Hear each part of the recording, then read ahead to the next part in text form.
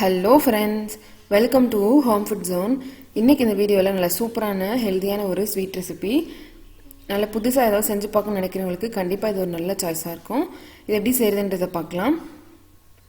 செய்கிறதுக்கு ஒரு பிளேட்டில் ஒரு கப் அளவு கோதுமை மாவு எடுத்துக்கோங்க. இதில் உப்போ எண்ணெயோ எதுவுமே சேர்க்கக்கூடாது. இந்த மாவில் தேவையான அளவு தண்ணி ஊற்றி நல்லா இறுக்கமான மாவாக வழக்கமாக நம்ம சப்பாத்திக்கு பசைகிற மாதிரி பசைஞ்சு எடுத்துக்கோங்க. உப்போ இல்லை எண்ணெயோ சேர்த்துட்டிங்கன்னா உங்களுக்கு ரெசிபி செய்யும்போது தெரிஞ்சிடும், ஸ்டோர் பண்ணி வைக்க முடியாது. அதனால் உப்பு எண்ணெய் எதுவுமே சேர்க்காமல் பண்ணிக்கோங்க. தண்ணி கூட பார்த்தீங்கன்னா ரூம் டெம்பரேச்சர் தான் இருக்கணும், சூடாவோ இல்லை ரொம்ப சில்லுனோ சேர்க்கக்கூடாது. இப்போ இது எல்லாத்தையும் சேர்த்து நல்லா இறுக்கமான மாவை பசைஞ்சு எடுத்துக்கோங்க. இப்போ இதுலேருந்து இந்த மாதிரி கொஞ்சம் கொஞ்சமாக மாவு பிரித்து எடுத்து கையில் வச்சு இந்த மாதிரி உள்ளங்கையில் வச்சு ஒரு விரல் வச்சு இந்த மாதிரி தேய்ச்சி எடுத்துக்கோங்க. இந்த ஷேப்பில் செஞ்சு எடுத்துக்கோங்க. இதை விட பொடிசாக செய்ய முடிஞ்சாலும் செய்யலாம், ஆனால் ரொம்ப சின்னதாக செஞ்சோன்னா ரொம்ப டைம் எடுக்கும். உங்களுக்கு எப்படி ஈஸியாக இருக்குமோ அந்த மாதிரி பார்த்து செஞ்சுக்கோங்க. இப்போ நான் எல்லாத்தையுமே செஞ்சு எடுத்தாச்சு. இது பார்த்தீங்கன்னா வெயிலில் காய வச்சு எடுக்கணும். நல்ல வெயில் அடிச்சதுன்னா ஒரு நாளையும் இந்த மாதிரி நல்லா காஞ்சிரும், இல்லைனா 2 நாள் வரைக்கும் கூட டைம் எடுக்கும். பார்த்தீங்கன்னா தெரியும், நல்லா காஞ்சிருக்கு, ஒன்றோட ஒன்று ஒட்டாமல் சூப்பராக இருக்குது. இதை நீங்கள் நல்லா ஒரு ஏர்டைட் பாக்ஸில் போட்டு ஸ்டோர் பண்ணி எடுத்து வச்சுக்கிட்டிங்கன்னா எப்போ வேணாலும் நீங்கள் இதை யூஸ் பண்ணிக்கலாம். இதுலேருந்து நம்ம ஒரு கப் மட்டும் பிரித்து எடுத்துக்கலாம். இப்போ செய்கிறதுக்காக ஒரு பேனை சூடு பண்ணிவிட்டு ஒரு டீஸ்பூன் அளவுக்கு நெய் சேர்த்துக்கோங்க. ஒரு கப் வரைக்கும் நம்ம கோதுமையில் செஞ்ச இந்த ஸ்டிக் மாதிரி இருக்கு இல்லையா, அதை அளந்து சேர்த்துக்கோங்க. லோ ஃப்ளேமில் வச்சு ஒரு 2-3 நிமிஷம் நல்லா வறுத்து எடுத்துக்கோங்க. லேசாக செவந்து வர ஆரம்பிக்கணும், அது வரைக்கும் கொஞ்சம் டைம் கொடுத்து நல்லா வறுத்து எடுத்துக்கோங்க. பார்த்தீங்கன்னா ஓரளவு நல்லா வறுப்பட்டுருக்கு. இது கூடவே எவ்வளோ நீங்கள் எடுத்துருக்கீங்களோ அதில் 3 மடங்கு அளவு தண்ணி சேர்த்துக்கணும். ஒரு கப் எடுத்துருந்தீங்கன்னா 3 கப் அளவு நல்லா சுடு தண்ணி சேர்த்துக்கோங்க. இப்போ இந்த தண்ணியிலே நல்லா ஒரு 4-5 நிமிஷம் இதை கொதிக்க வச்சு எடுக்கணும். ஒரு பாதி அளவு நல்லா அது வெந்து கிடைக்கணும். பார்த்தீங்கன்னா நல்லா கொதிக்க ஆரம்பிச்சிருக்கு. நடுவில் செக் பண்ணி பாருங்கள். உடைச்சிங்கன்னா லேசாக உடையணும், அந்தளவுக்கு குக் பண்ணி எடுத்துக்கோங்க. இப்போ ஸ்டவ் ஆஃப் பண்ணிவிட்டு இதை வடிகட்டி எடுத்துக்கோங்க. இப்போ திரும்ப அதை பேனில் சேர்த்துட்டு 3 கப் அளவுக்கு பால் சேர்த்துக்கோங்க. நல்லா சூடான பால் சேர்த்துக்கோங்க. பாலே ஒரு 5 நிமிஷம் நல்லா கொதிக்க வைக்கணும்.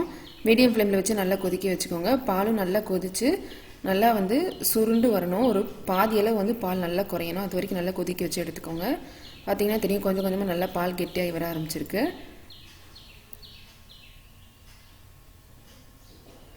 பால்லே கொதிக்க விட்டு டேஸ்ட் ரொம்ப நல்லாயிருக்கும் நமக்கு. பார்த்தீங்கன்னா தெரியும், பால்லாம் நல்லா குறைஞ்சி நல்லா கெட்டியாக இருக்குது. இந்த ஸ்டேஜில் இது கூட சேர்க்கறதுக்காக நம்ம வெள்ளை பாகு காய்ச்சணும். அதுக்காக இன்னொரு பேனில் ஒரு கப் அளவுக்கு வெல்லம் சேர்த்துக்கோங்க. ஒரு கப் அளவு தண்ணி விட்டுக்கோங்க. வெல்லம் நல்லா கரைஞ்சி வர வரைக்கும் நல்லா கலந்து விட்டுட்டே இருங்க. பார்த்தீங்கன்னா தெரியும், வெல்லம் நல்லா கரைஞ்சிருக்கு. இதை வடிகட்டி நம்ம ஏற்கனவே காய்ச்சி எடுத்து வச்சுருக்க இந்த கோதுமை பால் மிக்ஸில் நம்ம சேர்த்துக்கலாம். நல்லா ஒரு தடவை மிக்ஸ் பண்ணி விட்டுக்கோங்க. கன்சிஸ்டன்சிக்காக ஒரு 1/4 கப் அளவு பால் சேர்த்துக்கலாம். 1/2 டீஸ்பூன் ஏலக்காய் தூளும் ஒரு 1/4 கப் பாலும் சேர்த்துட்டு நல்லா ஒரு தடவை கலந்து விட்டுக்கோங்க. ஒரு சிலருக்கு பார்த்தீங்கன்னா கொஞ்சம் கெட்டியாக இருக்கிறது தான் பிடிக்கும். அப்படி நினச்சிங்கன்னா ஒரு ஸ்பூன் அளவு கோதுமை மாவு கொஞ்சமாக தண்ணி விட்டு கரைச்சி இந்த ஸ்டேஜில் நீங்கள் சேர்த்து ஒரு கொதி வந்ததும் இறக்கிடலாம்.